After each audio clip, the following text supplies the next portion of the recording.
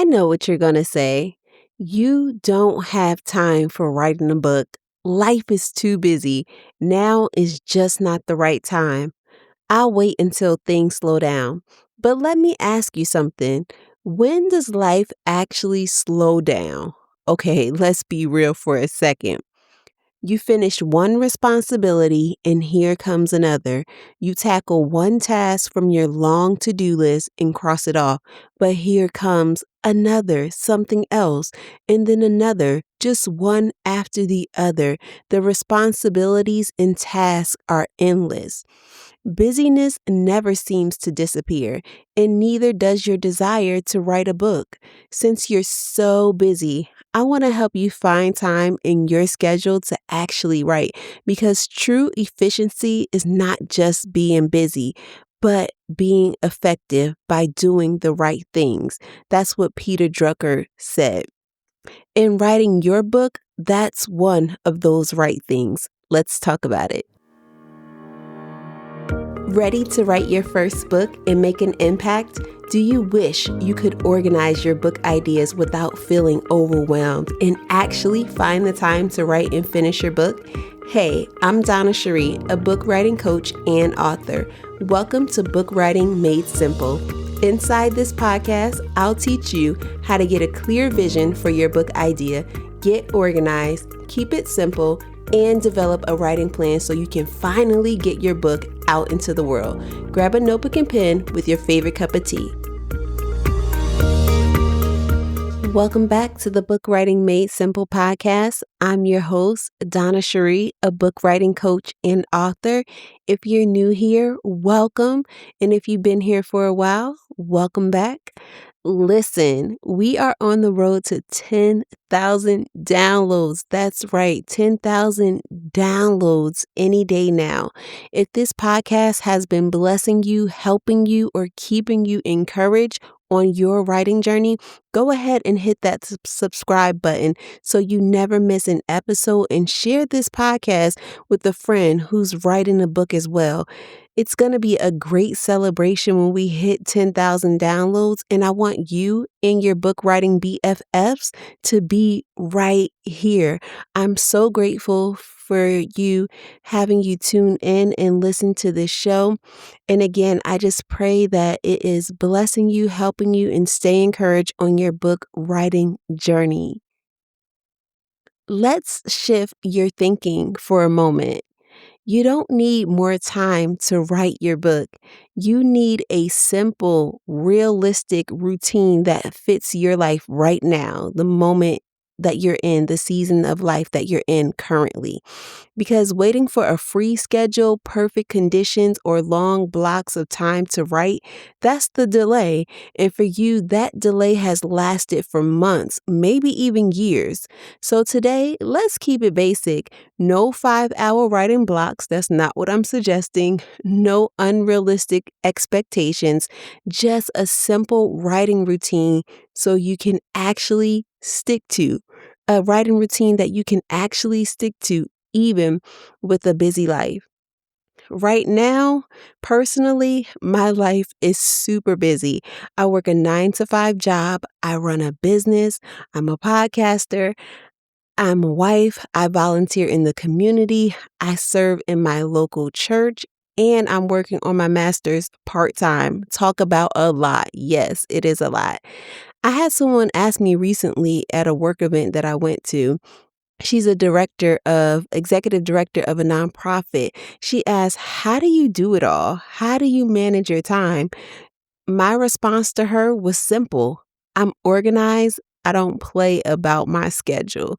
And that is my reality. This is something that I've learned years ago, is to be intentional with the schedule. Now, I'm not saying you have to have a super strict, rigid schedule where every minute is mapped out.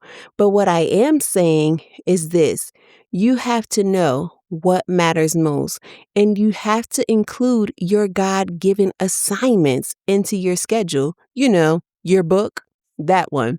Because if you don't intentionally make space for it, it will always get pushed to the bottom of your never ever to-do list. don't end up doing it. And that can happen every single time. So when we talk about a simple writing routine, we're not talking about doing more. We're talking about being intentional and taking control of the 24 hours that you have in a day, your time, so that it doesn't run you. Let's get practical. If you're serious about writing your book, this is just a simple routine you can start implementing right now.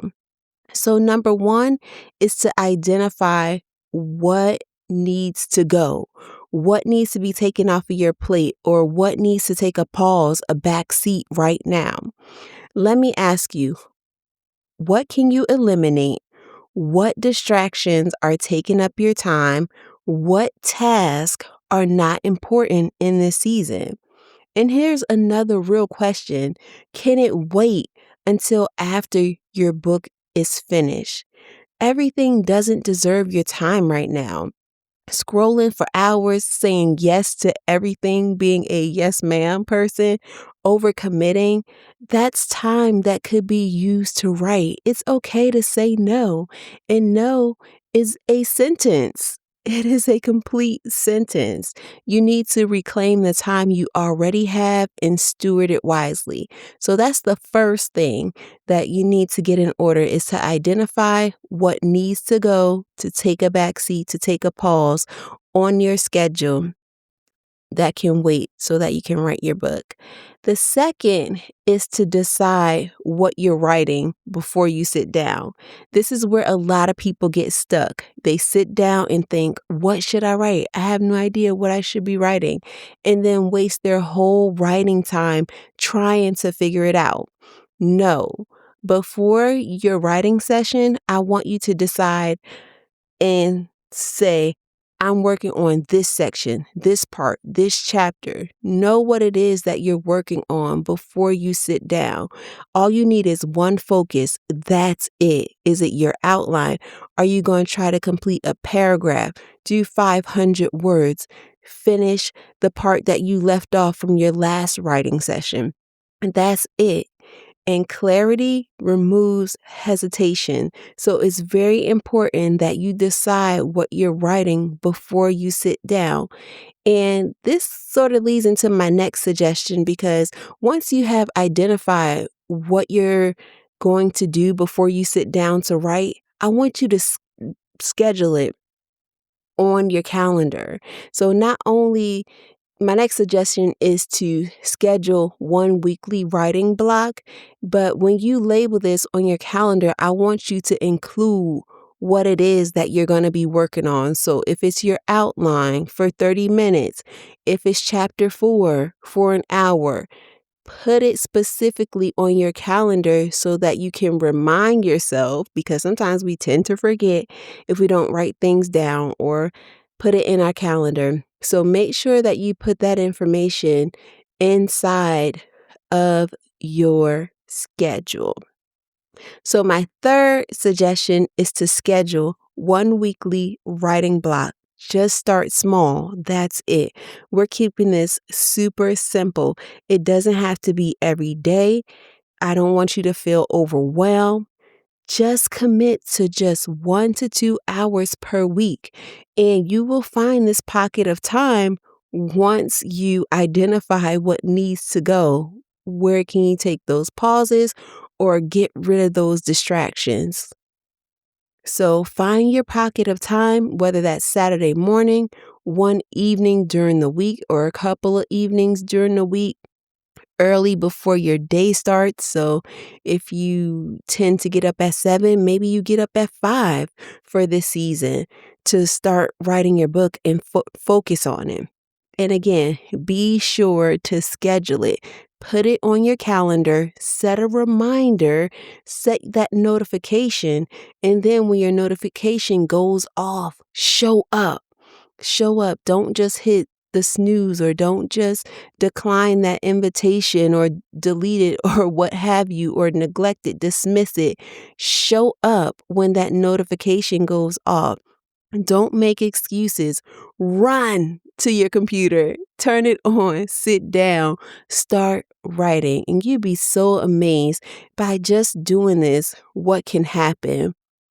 I mean, you can go from having a blank page to multiple pages. And the fourth tip that I want to give you to start a small, simple routine is to protect your writing time. This is where discipline comes in. When it's time to write, put your phone on do not disturb, limit distractions. If the TV distracts you, turn it off. Turn that TV off.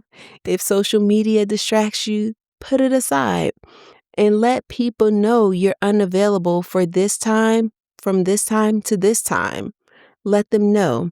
Make your writing time a priority, non-negotiable, non-optional. Get serious about it. It's okay. It's not forever. Writing a book is not forever, but if we let it linger and make it this big, huge ordeal and stay in overwhelm, then it will feel like forever. But no, it's for a season. And it's for a reason. God didn't give you this book idea just so that you can wander about it, just so that you can think of it here and there or let it not come to fruition. No, He doesn't do that. Most importantly, as you're going through this simple writing routine, I want you to invite the Holy Spirit into this entire process. Ask Him to reveal your distractions, your excuses, to identify and show you what steals your time. Ask Him for direction, for energy, for a second wind. I do that all the time. Being in the master's program, I'm like, Lord, please give me a second wind. Please give me a boost of energy to finish this assignment. And He does it. So ask the Holy Spirit for direction, for energy, for inspiration, and for dedication to show up. Tell Him you need help. Holy Spirit is willing to help you in all matters of life, and that includes in writing and finishing your first book. So from now on, let's stop saying, I don't have time. Ask yourself, where can I make time for what matters most? If you've been struggling to stay consistent, to find time, and to actually follow through with your writing, I want to help you. I'm going to help you get organized, create a simple plan, and build a routine that actually works for your life. Go to DonnaCherie.com/coaching. That's DonnaSherrie.com. DonnaCherie.com/coaching.